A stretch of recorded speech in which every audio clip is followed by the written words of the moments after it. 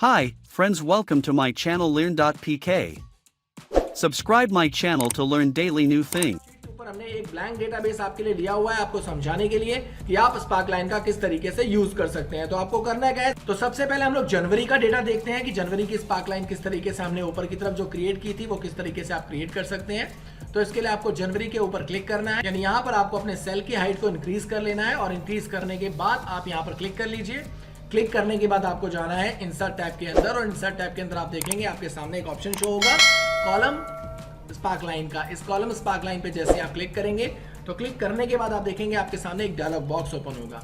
इस dialogue box के अंदर आपको करना क्या है, यहाँ पर आप देखेंगे डेटा रेंज आपसे मांग रहा है। तो डेटा रेंज हमारी है कौन सी, तो हमारा जो डेटा है वो डेटा हमारा ये है। तो हम पूरे डेटा की रेंज यहाँ से ले लेंगे और इसके बाद सिंपली हम यहाँ पर ओके प्रेस करेंगे। तो आप देखेंगे आपका जो पाई चार्ट था वो यहाँ पे रिप्रेजेंट हो चुका है। इसके बाद आप देखेंगे यहाँ पर डिफरेंट टाइप्स के स्टाइल दिए हुए हैं। इस स्टाइल में आप कोई भी स्टाइल सेलेक्ट कर सकते हैं, जो भी स्टाइल आपको पसंद आता है वो स्टाइल यहाँ पर चेंज कर सकते हैं। और इसके बाद आप देखेंगे यहाँ पर आपके सामने एक ऑप्शन शो होगा मार्कर कलर का। तो मार्कर कलर पे क्लिक करिए। अब यहाँ पर देखिए हाई पॉइंट पर आप क्या कलर देना चाहते हैं। तो हाई पॉइंट पर मान लीजिए हम देना चाहते हैं ब्लैक कलर। और इसके बाद इसके ऊपर ही एक ऑप्शन है लो पॉइंट का। तो लो पॉइंट के अंदर हम देना चाहते हैं रेड कलर। और इसके बाद हमने इसको सेट कर लेना है। सेट करने के बाद आपको क्या करना है, यहाँ पर आपको इस पाई चार्ट को सिलेक्ट करके रखना है। सिलेक्ट करने के बाद आप देखेंगे यहाँ पर हाई पॉइंट और लो पॉइंट। जब भी आप इस पर टिक करेंगे तो आपका ये डेटा यहाँ पर रिप्रेजेंट हो जाएगा। तो लो पॉइंट में आप देखेंगे बहुत ही कम है।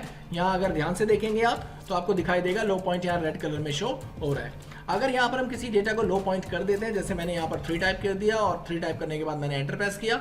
एंटर प्रेस करने के बाद आप देखेंगे उसका लो पॉइंट यहाँ पर पहुंच गया।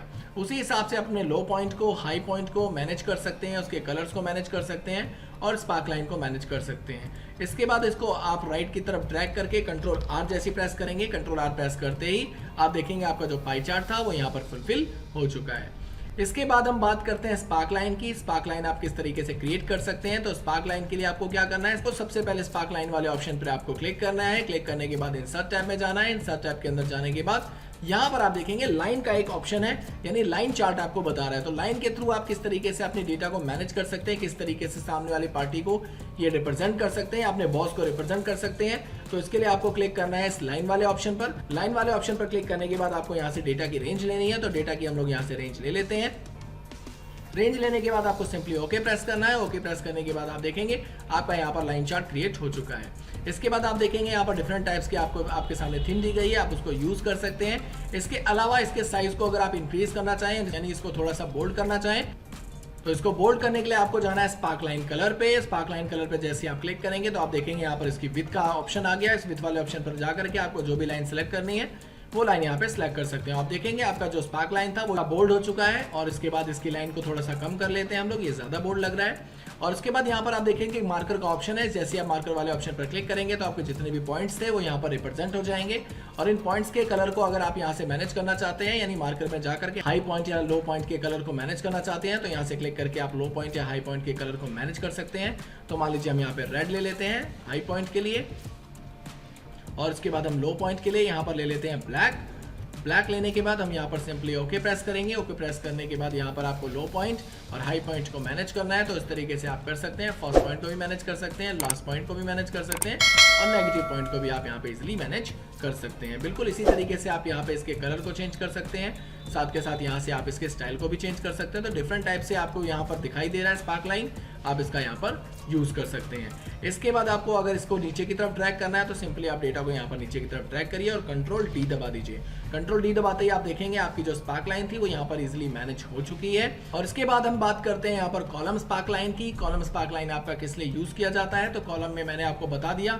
सेम इसी तरीके से जैसे मैंने ऊपर कॉलम का यूज किया था उसी तरीके से आप यहाँ पर कॉलम के अंदर एक स्पार्कलाइन क्रिएट कर सकते हैं, एक छोटा सा चार्ट क्रिएट कर सकते हैं अपने जनवरी से लेकर जुलाई तक के सेल्स के डेटा के लिए।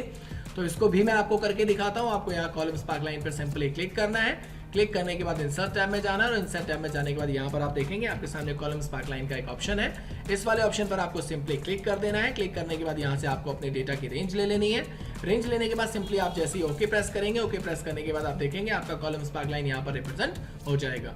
इसको नीचे की तरफ आपको ट्रैक करना है, कंट्रोल डी प्रेस कर देना है। कंट्रोल डी प्रेस करते ही आपका डेटा यहाँ पर मैनेज हो जाएगा।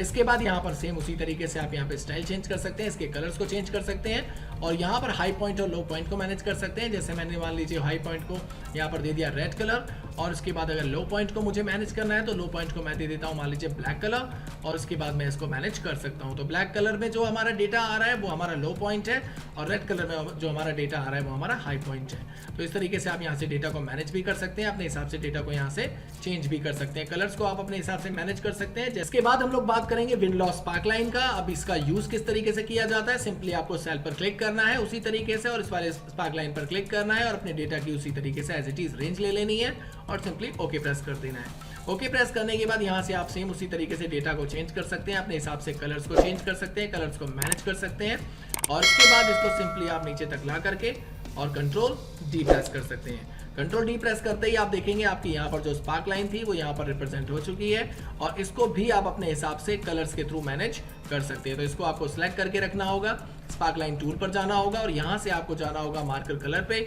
यहाँ पर हाई पॉइंट को मैनेज करने के लिए मान लीजिए हम लोग रेड को लेते हैं, ये हाई पॉइंट है हमारा और अगर हमें लो पॉइंट को मैनेज करना है तो यहाँ से हम लोग ले लेते हैं मान लीजिए ग्रीन कलर ले लिया हमने लो पॉइंट और उस तरीके से आप अपने स्पार्क लाइन को मैनेज कर सकते हैं हाई पॉइंट लो पॉइंट के हिसाब से।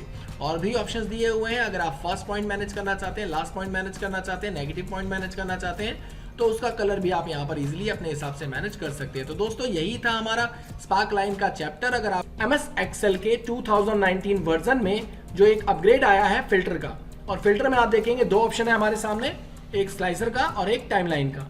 दोनों ही ऑप्शन बड़े कमाल के ऑप्शन है, ये बेसिकली 2013 से ऊपर के वर्जन में ही आपको दिखाई देंगे और इन दोनों का यूज कंपनीज अपने बड़े से बड़े डेटा को एनालाइज करने के लिए करती है। तो यहाँ पर आप देखेंगे एग्जांपल के लिए हमने यहाँ पर एक डेटा लिया हुआ है जिसके हमने 3 स्लाइसर ऐड किए हुए हैं। तो सबसे पहले मैं आपको स्लाइसर का यूज दिखा देता हूँ कि स्लाइसर किस तरीके से काम करता है।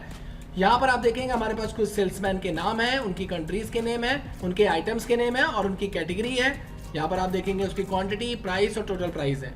हम इसको फिल्टर करना चाहते हैं कितने तरीके से, जैसे आप देखेंगे यहाँ पर हमने इनके 3 स्लाइसर लिए हुए हैं जिसमें सबसे पहला स्लाइसर है हमारा कंट्री, दूसरा है आइटम नेम और तीसरा है हमारे कैटेगरी।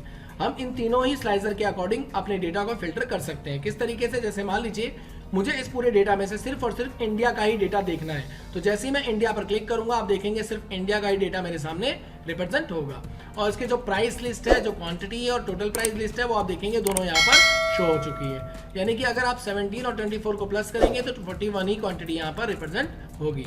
और इसके साथ अगर हम बात करें यहाँ पर टोटल प्राइस की तो टोटल प्राइस अगर इन दोनों को आप प्लस करेंगे तो यही अमाउंट आपका यहाँ पर शो होगा। तो एक तो तरीका ये था। दूसरा, अगर आप इंडिया के अंदर आप देखना चाहते हैं सिर्फ लैपटॉप को तो जैसे ही आप लैपटॉप पे क्लिक करेंगे तो आपका लैपटॉप का डेटा यहाँ पे रिप्रेजेंट हो जाएगा। बेसिकली हमने बहुत ही छोटा डेटा लिया है आपको समझाने के लिए। आप अगर आपके पास बहुत ही बड़ा डेटा होगा तो आप बड़े ही आसानी से अपने डेटा को फिल्टर कर सकते हैं। इसके बाद यहाँ पर आप देखिए आपके सामने आइटम्स दिए गए हैं, डेल का, एसर का या HP का। तो HP और एसर का यहाँ पर कोई आइटम है ही नहीं, सिर्फ डेल का आइटम है जो आपके सामने रिप्रेजेंट कर रहा है। तो इसको अगर आपको क्लियर करना है तो यहाँ पर आप देखेंगे कॉर्नर में एक छोटा सा ऑप्शन है, इस वाले ऑप्शन पे जैसे ही आप क्लिक करेंगे तो आपका डेटा वापस से क्लियर हो जाएगा। इस तरीके से अपने डेटा को आप क्लियर कर सकते हैं। इसी तरीके से अगर आप देखना चाहते हैं जापान का तो जापान पे क्लिक करिए, जापान का डेटा आपके सामने रिप्रेजेंट हो जाएगा। इसी तरीके से अगर आप आइटम नेम के थ्रू फिल्टर करना चाहते हैं तो मान लीजिए आप सिर्फ लैपटॉप को देखना चाहते हैं, जैसे ही आप लैपटॉप पे क्लिक करेंगे तो लैपटॉप का डेटा आपके सामने रिप्रेजेंट हो जाएगा, एक इंडिया का और दूसरा US का। इसके अलावा अगर आप कोई और कैटेगरी भी ऐड करना चाहते हैं, मान लीजिए लैपटॉप के साथ साथ आपको हार्ड डिस्क भी देखना है तो आप कंट्रोल की अपने कीबोर्ड से प्रेस करके रखिए और यहाँ हार्ड डिस्क पे क्लिक कर दीजिए। जैसे आप हार्ड डिस्क पर क्लिक करेंगे ये दोनों डेटा आपके सामने रिप्रेजेंट हो जाएगा। तो इस तरीके से आप दो के अलावा 3 डेटा को भी देख सकते हैं। जैसे हमने क्लिक किया पेन ड्राइव को तो पेन ड्राइव का भी डेटा हमारे सामने रिप्रेजेंट हो गया। तो अगर आप कैटेगरी के थ्रू इसको डिफाइन करना चाहते हैं तो यहाँ से जैसे ही डेल के टिक मार्क को आप यहाँ से हटाएंगे तो आप देखेंगे एसर का जो भी डेटा था वो यहाँ पर रिप्रेजेंट हो चुका है। तो इसको आप किस तरीके से क्रिएट कर सकते हैं, इस शीट को किस तरीके से आप बना सकते हैं, मैं आज आपको वही बताने वाला हूँ। Thanks for watching the video and don't forget to subscribe to my channel learn.pk and hit the bell icon for new video notifications. Thanks.